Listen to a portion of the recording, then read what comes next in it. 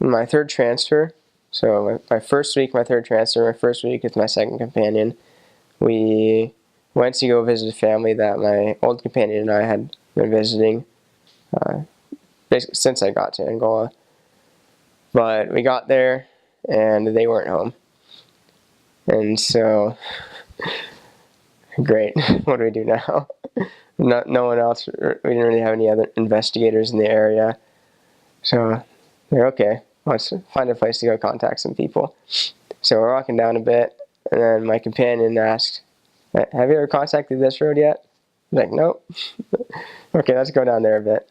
So we walked down this road, and then this road is maybe like a minute to walk around, and it looped back to where we started. So it wasn't very big. But on this road, we walked by a couple guys that were drinking, and one of them stopped and said, hey, wait, I want to talk to you guys. I was like, okay. So he walked over to him. Like, yeah, I'm stuck in this, what's the word? Addiction. I really want help to get out of this addiction. You give me your phone number or something. So we wrote down our phone number on our pass along card and gave it to him. We asked him for his number. We wrote down his number. He actually also gave us his wife's phone number, which, we weren't expecting that. Okay, this guy might be legit. Okay.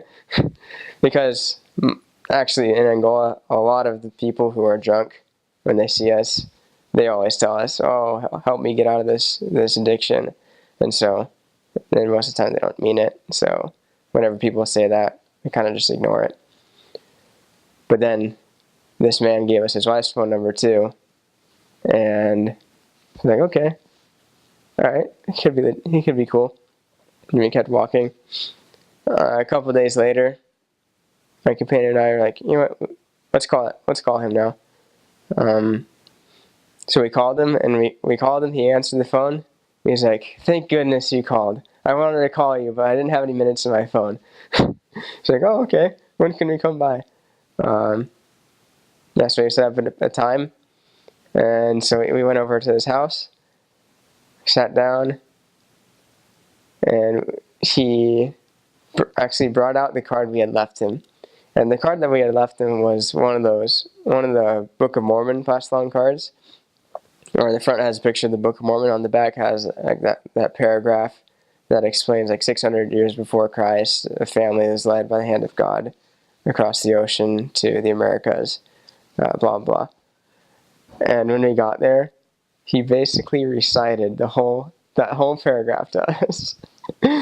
He told us, yeah, every morning when I wake up, I grab that card and I read it. It's like, yeah, I think about it the whole day.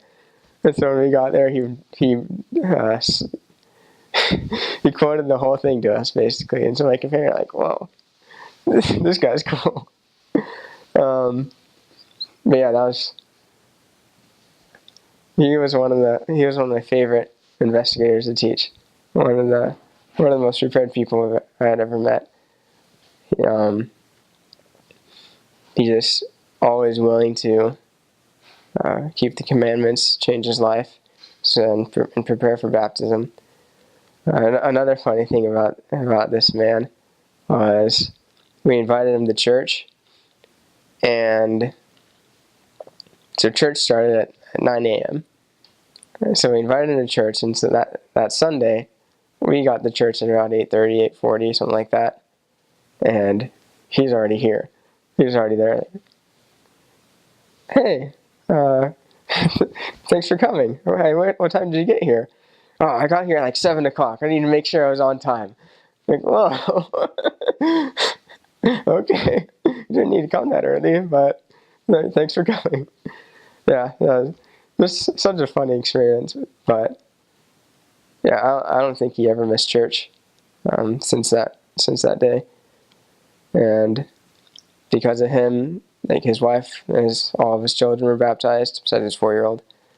It was actually his mom. He actually invited his mom to church as well. And the first time his mom came to church was we actually had a district conference, and this was when Elder Cook from the area presidency visited Angola. And so our investigator and his mom were at district conference, like, oh, cool, our investigator's doing missionary work, right? And then the next Sunday, his mom was there at church. And then the next Sunday, his mom was there at church. And then, I don't know why it took us so long, but finally my companion and I were like, wait a minute, why are we not teaching his mom either?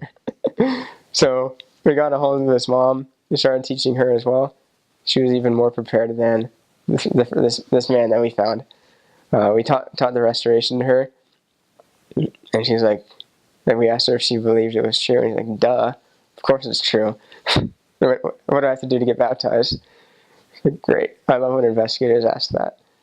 Whenever an investigator asks, what do I have to do to get baptized? They're going to get baptized 100% of the time. Yeah, that was, and because of that experience, actually, my first area is actually my favorite area because of that family that my companion and I were able to teach. It was a really, really cool experience just to see the excitement that these people had as they heard about the truth and lived it.